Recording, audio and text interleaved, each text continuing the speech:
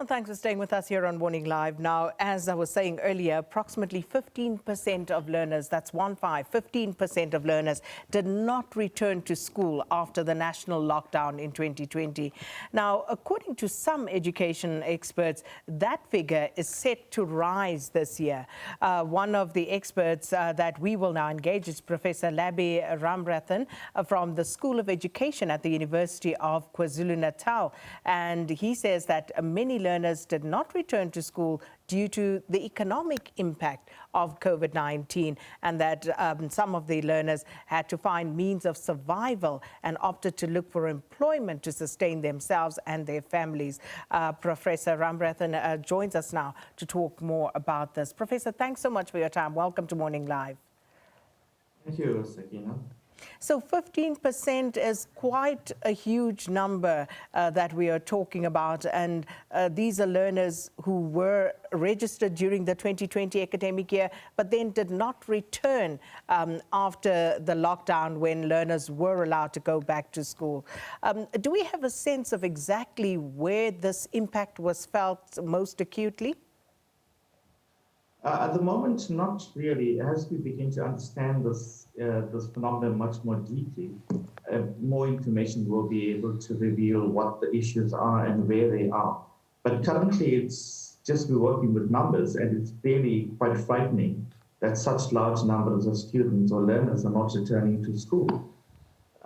It's a big concern. Yes, we understand that school dropout is a global phenomenon. But at the rate that it's happening now, it's quite frightening. So how did you come to this particular conclusion that it is in fact 15% of these learners that have dropped out, Professor? Well, these have been stated by the Department of Basic Education, looking at the number of matriculants who registered but didn't write the matric exams. So with regard to these learners who did not return to school, and they had to, as you say, find means of survival and employment in certain instances, but we know we live in a country where people struggle to find employment anyways. So do we know where they have actually gone, whether they have in fact found employment? It's unclear at the moment, but most likely one could actually say that they are part of the more than 50% of unemployed persons who do not have matric, and it's increasing that pool of unemployment. So very invariably, they would have found some kind of informal work opportunities to earn some form of income to support the families and begin to keep their livelihoods going. So we need much more research in understanding this phenomenon in terms of their migration from school into where. And I think we have the opportunity now to begin to explore this phenomenon in a much more detailed and determined way. And I suppose very concerning, Professor, is that you say that this rate might actually increase in 2021. Please give us some of your reasons as to why you think the dropout rate might increase this year. Well, if you look at the kinds of education that they have received in the last year, very little teaching and learning has happened besides the little engagement. We also have to understand that much of the learning happened through digital media. And access to these digital media is very little to the majority of the students. So they have minimal engagement in learning. And now they're expected to follow through in another year where they have to pay attention to that year's curriculum, as well as catch up some of the learning that they missed. And this becomes, very difficult for the learners because they have to first try and catch up what they have lost out and then follow a full curriculum for the next year. And this is creating a lot of pressure, disillusionment, and so forth.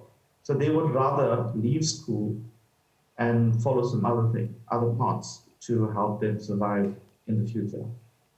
Professor, you also mentioned matriculants who did not return to school after the lockdown last year. So we know that the Department of Education and government as a whole, basically bent over backwards to at least try and push through the matriculants and make sure that they at least get the majority of their syllabus completed. So let's talk about that. And also, if you have it, we can look at a breakdown by grade of where the dropouts are.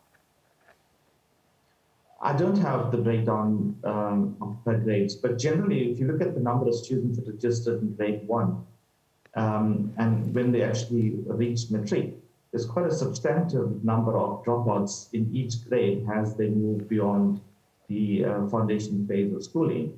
And there are various reasons for that. So do you think there's any chance of getting some of that 15% of learners who were lost to the system and not accounted for in 2020 back into the schooling system?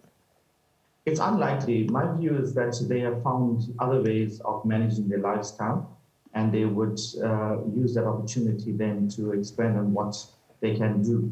I think one of the failures that we have is that we expect all our students to go through schooling in a cohort system, finish the matric, and enter higher education. And we tend to use this notion of a whole qualification that will give some kind of credence to education in this country. And I think we really need to think about this cohort system of moving through all the grades in a kind of linear fashion right through to higher education. In fact, only 15% of those who, 17% of those who actually finish matric enter into higher education. And the question is, what happens to the rest of the learners? And my view is that we really need to think about how we provide educational experience and certification outside of a degree structure or diploma structure so that learners can access further education and training in more meaningful ways that will be able to respond to their needs and their aspirations as they move forward. And that's a very interesting statistic that you put to us there with 17%, only 17% of matriculants actually then moving into universities, did you say, Professor? Yes. So what happens to the rest of the matriculants, as it were? Where have they been going all along? Well, much of them spend the next few years trying to find employment. So the next 3 to 5 years is basically unemployed or trying to find work. Some may access technical colleges and do short courses and so forth. And so that system of education needs to be developed further to accommodate it. Yes, we have started the process of developing TVET colleges in a much substantive way, but there's so much left to do to bring that to any speed. And what rate of absorption do we have in the TVET colleges at the moment? Well, I'm not very clear about this actual statistics, but there seems to be an increasing trend to now go to TVET colleges, largely because of the NSFAS fundings that's available. And with regard to the quality of education that learners would then access once they get to the TVET colleges, because that has been a point of contention for quite some time. Absolutely. TVET colleges has a negative perception of poor quality teaching, poor quality infrastructure, outdated technologies, and so forth. So even the plants where they provide the teaching and learning opportunities, all of those things need to be upgraded. So we haven't paid attention sufficiently to maintaining and upgrading technical colleges to a substantive point where they will provide quality teaching and learning. We started the process of trying to put in place qualifications to qualify teachers in technical colleges, but that has not taken up any substantive way to make a meaningful impact in the quality of teaching and learning. So what's the way forward in that regard? Because it really isn't rocket science. And you go to many other countries and it's something that happens quite seamlessly. We used to have a system that used to work in this country in that regard as well. Absolutely. When we start pushing higher education, university bachelor's degrees and so forth as a priority, the technical qualifications have really been pushed to the margins.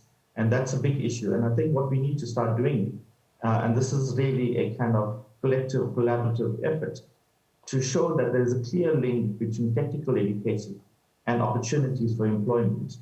And if that does not happen, we are basically facing a blank wall.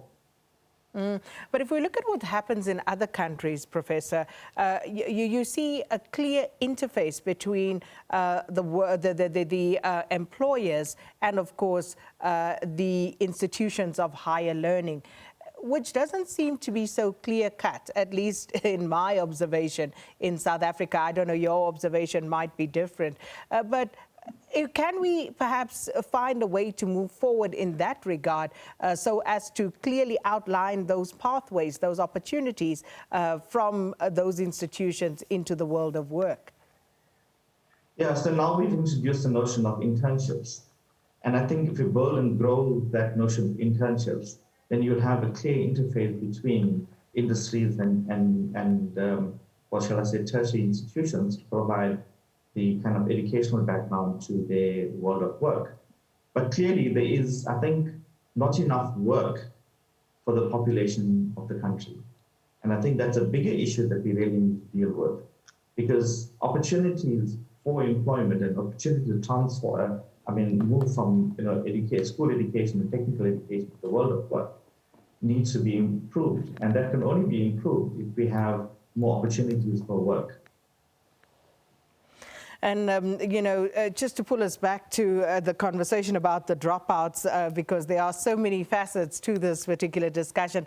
Do you think, Professor, that the Department of Basic Education has done enough to actually keep learners in school? I think it will be very difficult to actually lay the blame on the Department of Education for this. It's really a very complex issue that deals with a whole lot of things around motivation, about experience, and so forth. So, for example, where education has not made a material difference to the family life of individuals, they will not pay attention too much or persuade their learners to pursue education because it hasn't altered their lives. But if we start the process, both within the homes and in communities, that the importance of education really is to see how we will be able to set ourselves for the future and what qualifications, skills, knowledge that we need to position ourselves for the job of the future. And that's what we need to start doing. And we have to show that there is increasingly a link between education and economic status. And just finally, Professor, do you believe that enough was done to actually follow up on these learners and to actually get empirical evidence of why they actually dropped out of the system? I don't think enough was done in terms of that. I think the realization came in when learners begin to write the matric, and the kind of 15% that was presented to us was perhaps the first moment that it became quite a significant issue. So I think as we go into this year, we really need to start thinking about who is participating in our teaching and learning processes, whether it's by contact face-to-face in school, teaching and learning, or through the digital media, and to track those students and learners who are not participating and then begin to reach out to them to encourage participation. This has to be a combined effort by teachers, by schools, by parents, by the department officials and so forth. But we can't hold one person collectively responsible for all of these things. Professor Labby Ramrathan, thanks so much for your time this morning. A very important issue. The education expert from the University of KwaZulu-Natal engaging us on there, talking about the rate of school dropouts due to the COVID-19 pandemic. And Professor Ramrathan saying there 15% of learners did not return to school after the lockdown in 2020 and fears that that number may actually rise in 2021.